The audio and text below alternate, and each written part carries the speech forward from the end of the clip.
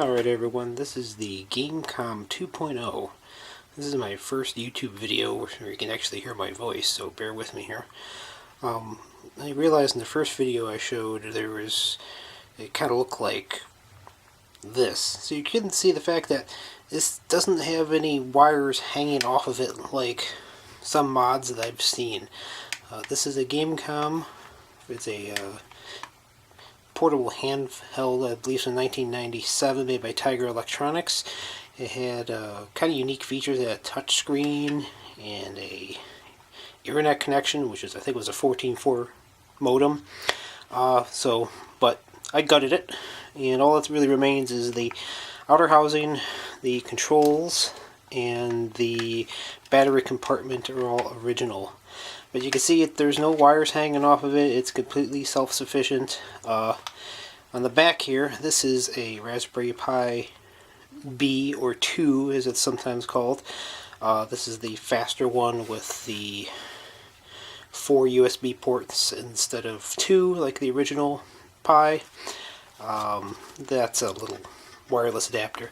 But you can see here it is a little portable, and it was very challenging to work with because it's very tight internally. There's really not much space to work with. You can see just by the thickness of my thumb how thin this device originally was. So it's compared to, say, something like an Atari Lynx or a Game Gear, it was very tight to work with. So we'll jump in a second and I'll show you it on and running and show you how it works. Alright, so now we're going to show actually booting up.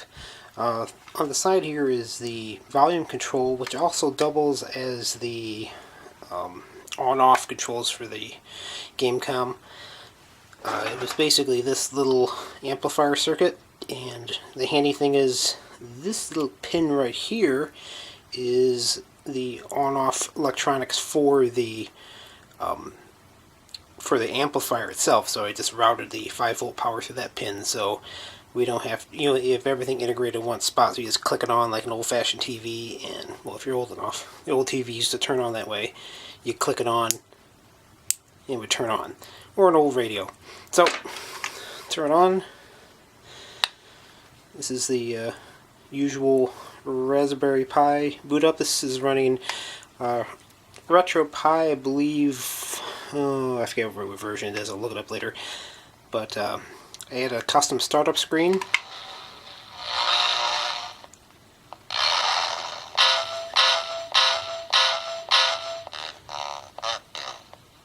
So this was when the original GameCom loaded up, it would present you a screen like that. So I wanted to pay homage to that. So this is emulation station running the the Amiga Workbench theme. And I have Atari 2600 games, 7800 Atari Lynx. I grew up on Atari, so that's why there's a lot of Atari games on here. Sega Game Gear, grew up on Sega too. Nintendo Game Boy, some arcade games, Sega Master System, one of my favorite systems.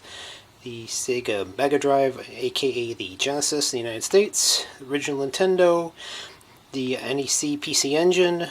That's the settings, Genesis 32X, the SG-1000, which came out before the Master System, and the Super Nintendo. So you can see as you enter a menu, you can jump in, and all the games are all arranged alphabetically. And I picked this theme because the font size is actually pretty darn readable on the screen. So you see you can load up a classic game like Batman Returns. This is for the Atari Lynx originally. Beautiful game. A crappy game, but it's a beautiful game. And with the amplifier, it can get pretty loud. So you can actually overdrive that speaker if you really want to, but I'm not going to do that because otherwise you won't be able to hear me. So this is running the original Atari Lynx game. Again, it's a horror game, so not much fun to play, so we'll jump out of there. If you hit you can map these buttons any way you want, because of how RetroPie is configured. So let's jump over to something more fun. Let's jump on a Mega Drive. Let's see if we can see if I have Musha on here. probably do. I have a few thousand games on here. So, let's see if we can find Musha. Mulan? Mutants? Oh, maybe I don't have it. Oh dear. Well, it's probably a different name knowing the variations in country to country. So, basically this is what I built, and this is similar to what other people have done with modifications of different systems. The most common you'll see is Atari Lynx 2, the second generation system. I have actually this style, this type of modification done on Atari Lynx 1. I'll show that in another video. But as far as I can tell, no one else has done this, which is, I wouldn't say surprising, because it sucked to work with. This is the reason I call this a 2.0, is I had an aborted attempt to do this before, and it just didn't work out right. Nothing looked right on it, so I kind of gave up on that generation and tried it again. And that's where I realized, you know what, I'm just going to have the Gamecom be a accessory to the Raspberry Pi instead of the other way around. So that's an overview for now. I'll do some game playthroughs a little later just to show you how it works. And you can see, yes, indeed it does run on conventional AA batteries, just like the original system. There's no lithium ion in here. It's just regular rechargeable nickel metal hydrides. So that's it for now, and I just wanted to show everyone just a quick overview of what you can do if you got some time on your hands and are handy with a soldering iron.